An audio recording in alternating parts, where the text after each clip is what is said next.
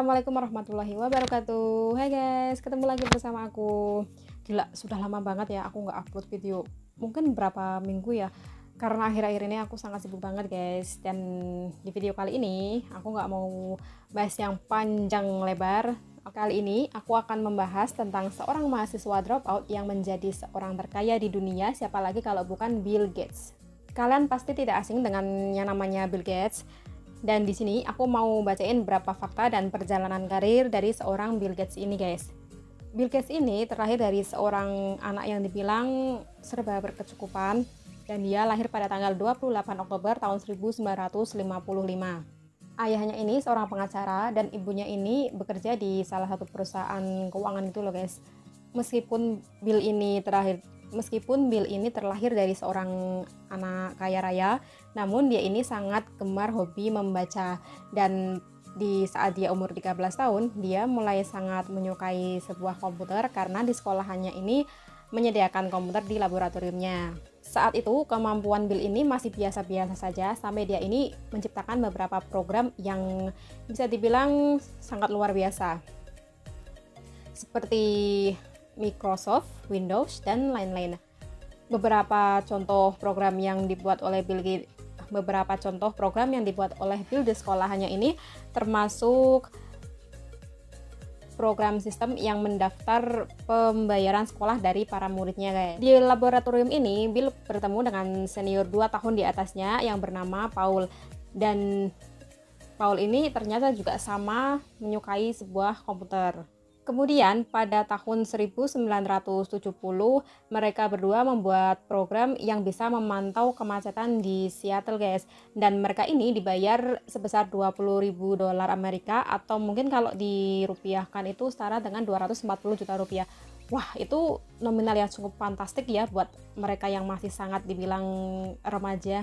Dan kemudian mereka berdua ini serius guys dengan bisnisnya dan mereka mencoba ingin membuka sebuah perusahaan. Namun orang tua Bill ini tidak setuju dan dia menyuruh Bill ini supaya melanjutkan studinya untuk masuk ke pendidikan tinggi atau universitas gitu. Dan akhirnya Bill ini setelah memilih beberapa universitas, dia masuk di Universitas Harvard. Sebenarnya Bill ini ingin mengikuti jejak ayahnya di bidang hukum, namun karena kecintaannya dengan komputer akhirnya dia memilih untuk tetap di bidang komputernya.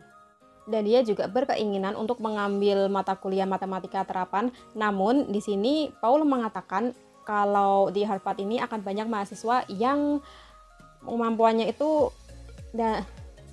mahasiswa yang kemampuan matematikanya ini lebih jago dari Bill. Namun Bill ini tidak percaya guys, dan dia tetap mengatakan kalau dialah siswa yang paling pintar di universitas tersebut.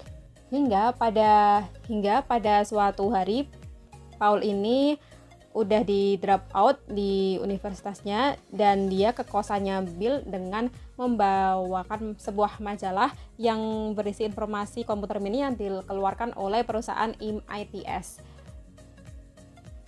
Dari situ Paul dan Bill mulai berpikir kalau sebentar lagi setiap orang akan bisa menggunakan komputer dan mereka akan menggunakan program yang dibuat oleh Bill dan Paul tersebut.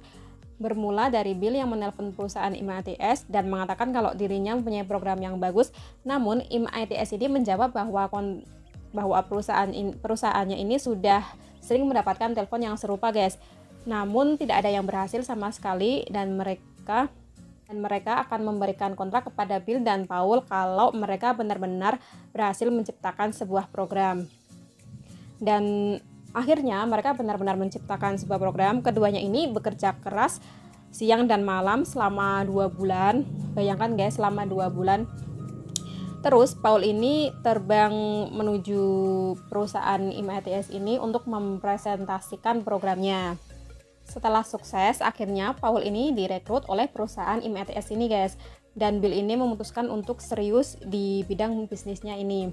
Dan pada tahun 1976 Bill ini akhirnya menciptakan sebuah perusahaan software mereka sendiri yang dinamai dengan Microsoft. Dan Bill ini resmi keluar dari universitas dan membangun perusahaannya sendiri. Ibunya ini tadinya melarang, namun karena melihat keseriusannya Bill ini, akhirnya ibunya ini mendukung, dan dia ini sampai memperkenalkan Bill ke petinggi IBM. IBM ini, kalau kalian yang nggak tahu IBM ini adalah sebuah perusahaan teknologi ternama yang memonopoli bisnis komputer pada masa itu. Dan pada tahun 1981, Microsoft ini menjual sistem komputer semacam Windows dan Android kepada IBM. Dengan penjualannya tersebut, Microsoft ini jadi semakin berkembang, guys. Dan pada tahun 1978 sampai 1981, Microsoft ini mempunyai pegawai dari 28 orang menjadi 125 orang.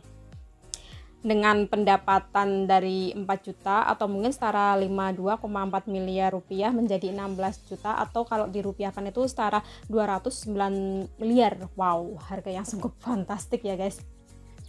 Dan pada tahun 1986, Microsoft ini melakukan IPO yang intinya ini mereka bisa menjualnya ke publik, dan siapa saja orang yang punya uang dia bisa membeli saham Microsoft tersebut. Dan nilai satu lembarnya waktu itu masih 275.000 guys.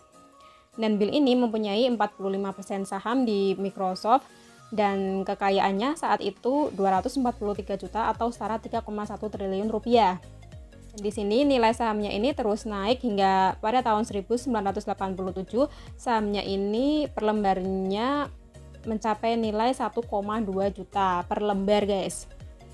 Dan itu membuat Bill Gates menjadi orang terkaya di Amerika ketika dia berusia 32 tahun. Puncak nilai saham Microsoft ini pada tahun 1999 guys, dan kekayaan Bill ini diperkirakan mencapai 101 miliar atau kalau dirupiahkan itu setara dengan 1.324 triliun rupiah ya, kalau nggak salah segitu sih.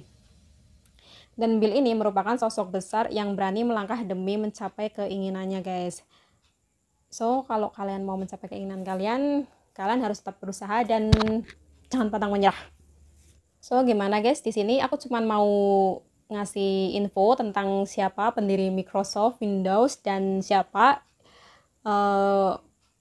orang yang terkaya dengan umur yang dibilang masih muda, dan dia adalah Bill Gates. Segitu dulu video dari aku, dan mudah-mudahan kalian suka video yang singkat, padat, dan mudah-mudahan jelas juga ya guys. Dan jangan lupa kalau kalian mendukung channel aku, klik tombol subscribe dan nyalakan lonceng notifikasinya buat mengikuti uploadan video terbaru dari aku. Wassalamualaikum warahmatullahi wabarakatuh. Bye bye. See you on my next video.